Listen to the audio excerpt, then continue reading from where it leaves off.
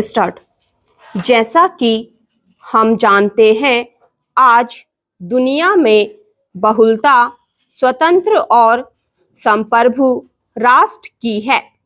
इन राष्ट्रों के बीच सामाजिक, सांस्कृतिक, आर्थिक और राजनीतिक संबंध पाए जाते हैं। इन राष्ट्रों के बीच संचार के साधनों और यातायात के साधनों के कारण नजदीकियां बढ़ी हैं। जैसा कि ऊपर हम स्पष्ट कर चुके हैं कि राजनीति विज्ञान के विद्यार्थी के लिए अंतर्राष्ट्रीय संबंधों का अध्ययन बहुत ही महत्वपूर्ण है। अंतर्राष्ट्रीय से तात्पर्य यहाँ राष्ट्रों के मध्य है और संबंध का अर्थ राष्ट्रों के बीच विविध आयामों को समेट हुए अपने आप में संबंध है। यह संबंध सामाजिक, सांस्कृतिक, आर्थिक, राजनीतिक या अन्य किसी भी प्रकार के हो सकते हैं, जिसमें राष्ट्रों के बीच न केवल सकारात्मक और सृजनात्मक संबंधों की बात इसमें शामिल है, वरन राष्ट्रों के बीच संघर्ष और सहयोग से संबंधित पक्षों का अध्ययन भी अंतर्राष्ट्रीय संबंध के अंतर्गत शामिल है। जैसा कि मॉर्गेनथाउ के अनुसार, राजनीति की तरह अंतर्राष्ट्रीय राजनीति सत्ता के लिए संघर्ष है और सत्ता का उद्देश्य अपने हितों को आगे बढ़ाना है।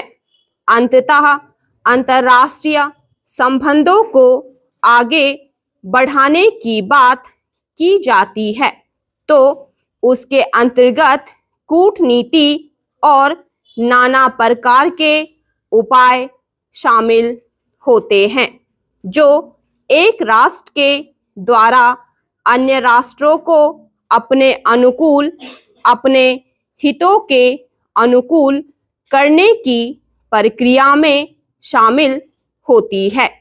इसलिए तथा अन्य ऐसी प्रक्रिया में भी अंतर्राष्ट्रीय संबंधों के अध्ययन के दायरे में आती है। इस विषय को लेकर के सभी विद्वानों में मतभेद है।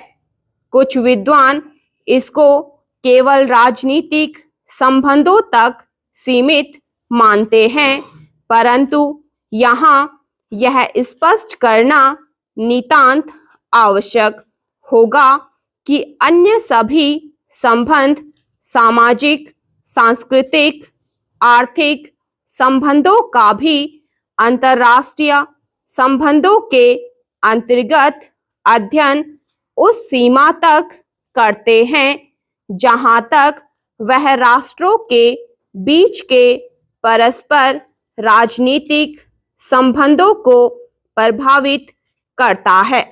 इसलिए अंतर्राष्ट्रीय संबंध अपनी प्रकृति में काफी विस्तृत और व्यापक हो जाता है, क्योंकि राष्ट्रों की पारस्परिक हितों की सिद्धि की प्रक्रिया अत्यंत व्यापक है। किसी एक राष्ट्र के हित सदैव समान रहेंगे यह आवश्यक नहीं। हितों की परिभाषा समय के सापेक्ष होती है। एक राष्ट्र की प्राथमिकताएं बदलती रहती हैं।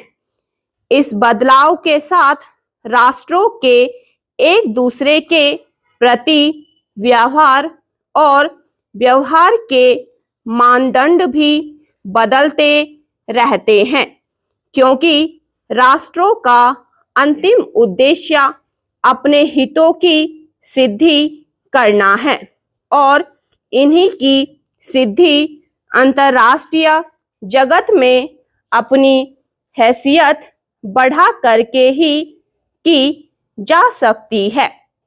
इसलिए इसमें वह प्रक्रिया भी शामिल हो जाती है जो किसी राष्ट्र की क्षमता विस्तार से संबंधित होती है।